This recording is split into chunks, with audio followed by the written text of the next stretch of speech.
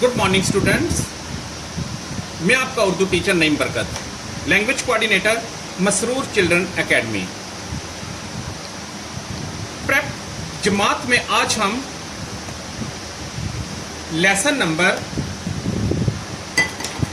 2, पहले हमने आवाजें सीखी थी, आज हमारा लेसन नंबर 2 है।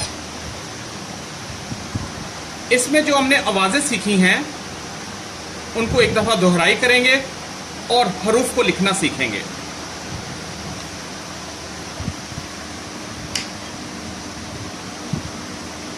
ब, प, त, ट, स, ज, च, ह,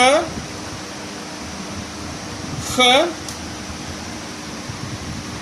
द, ड, ज, र, ड़, ज, य, स, श, स, ज, त, ज, अ, ग, फ, प,